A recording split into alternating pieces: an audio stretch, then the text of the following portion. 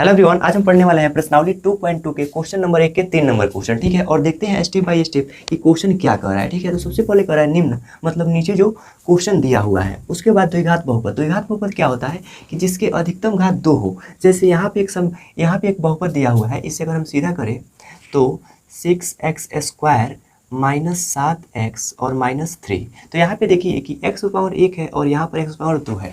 तो यहाँ पे सबसे अधिक कितना है तो 2 है, तो अधिकतम यहाँ पे घात 2 है, तो ये द्विघात बहुपद कहलाएगा। उसके बाद कह रहा है द्विघात बहुपद के शून्य ज्ञात कीजिए, मतलब जो भी यहाँ पे द्विघात बहुपद दिया है इसका शून्य ज्ञात करना है और शून्यकों तथा गुणांकों, मतलब इसका जो भी शून्यक निकलेगा और इसका गुणांक के बीच संबंध की सत्यता की जांच कीजिए। मतलब जो भी इसके शून्य निकलेगा गुणांक के बीच संबंध की सत्यता की जांच करना है।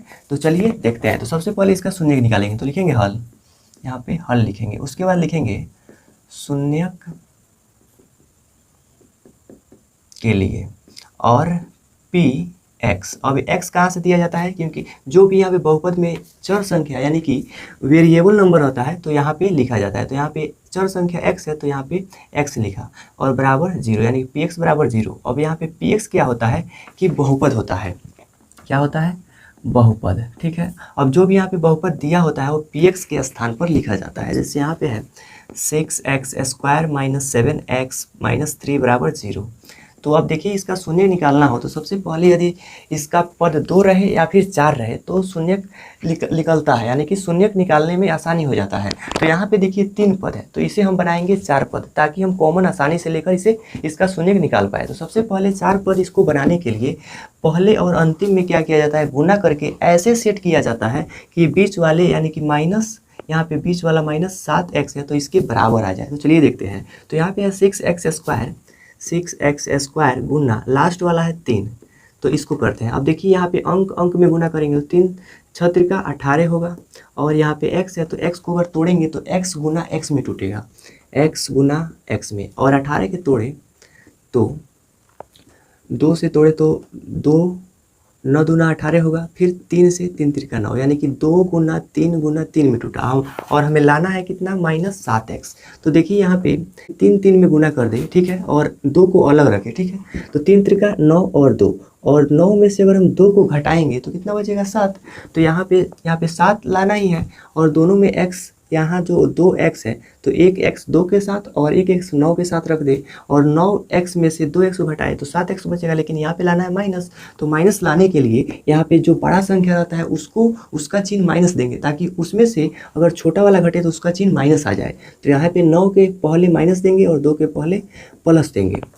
तो यहाँ पे सबसे पहले क्या करेंगे, इसे आगे पीछे कर देंगे। जैसे यहाँ पे -9 को पहले और +2 को बाद में, ऐसे भी लिख सकते हैं या फिर ऐसे भी लिख सकते हैं, कोई दिक्कत नहीं है, लेकिन ऐसे लिखने से आपको कॉमन लेने में आसानी होगा।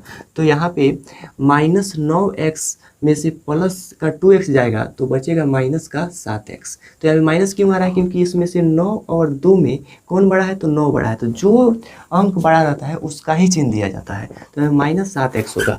तो माइनस यहाँ पे 7x के स्थान पर ये वाला लिखेंगे।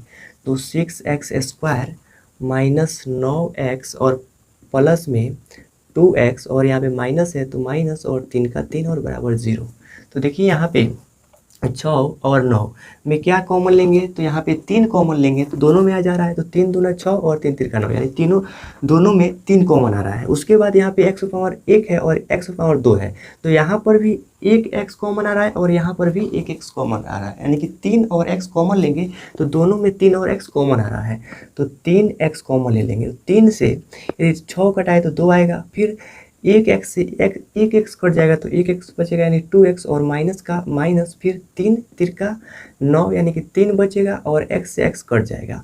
फिर यहाँ पे प्लस का प्लस, यहाँ पे क्या है कि 2x और -3 है, तो इसमें कुछ भी कॉमन नहीं है। अगर कुछ भी कॉमन नहीं है तो 1 लिया जाता है, तो यहाँ पे 1 लेंगे और 1 में 2x से करेंगे 2x होगा, और प्लस और माइनस माइनस, और एक में 3 से भाग करेंगे तो 3 एकम 3 होगा, तो यहाँ पर 0 हो जाएगा। अब देखिए ये वाला और ये वाला दोनों क्या है, बराबर आ रहा है। बराबर आ रहा है तो कोई एक लेते हैं, तो यहाँ पे कोई एक लिखेंगे 2x - 3, और यहाँ पे 3x और प्लस में 1, और बराबर क्या 0। तो इसका आप शून्य निकालेंगे, यदि लिखेंगे यदि 2x - 3 बराबर 0 और 3x प्लस 1 बराबर 0।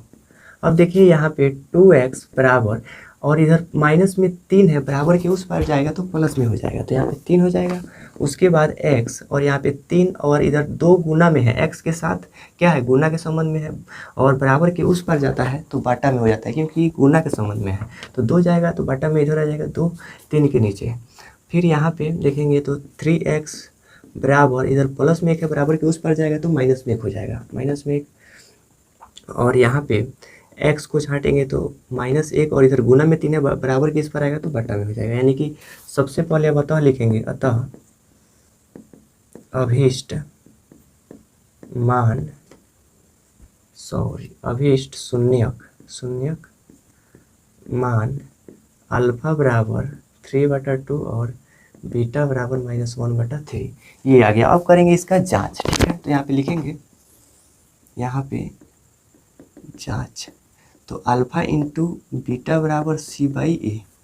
अब c और a का मान कहाँ से निकालते हैं, तो यहाँ पे इसका मानक रूप होता है ax² plus bx plus c। तो ये हो गया जो c का मान, ठीक है, ये जो हो गया b का मान, ये जो हो गया a का मान। तो हमें चाहिए केवल c और a का मान, तो c का मान -3 हो गया, तो यहाँ पे c बराबर -3 आएगा और a बराबर 6 आएगा, a का मान 6। तो देखिए यहाँ पे अल्फा का मान कितना लिख रहा है, 3/2 और इंटू का मतलब गुना, और बीटा का मान क्या है, -1/3, और बराबर c का मान यहाँ पे कितना है 3, और यहाँ पे a का मान 6 है। और यहाँ पे देखिए c का मान 3 लेना है, लेकिन इसके पीछे जो माइनस रहता है उसको भी लिया जाता है, तो यहाँ पे -3 है, ठीक है, तो माइनस यहाँ पे 3 दे देंगे। उसके बाद अब क्या करेंगे कि 3 एकम 3 और माइनस प्लस माइनस और 3 एकम 3, फिर 3 दूना 6 और बराबर -3/6। तो देखिए दोनों बराबर आ गया, तो लिखेंगे सत्यापित, यानी कि फाइनली ये क्वेश्चन पूरा बन गया। तो मिलते हैं इसके 4 नंबर क्वेश्चन में, तब तक के लिए जय हिंद।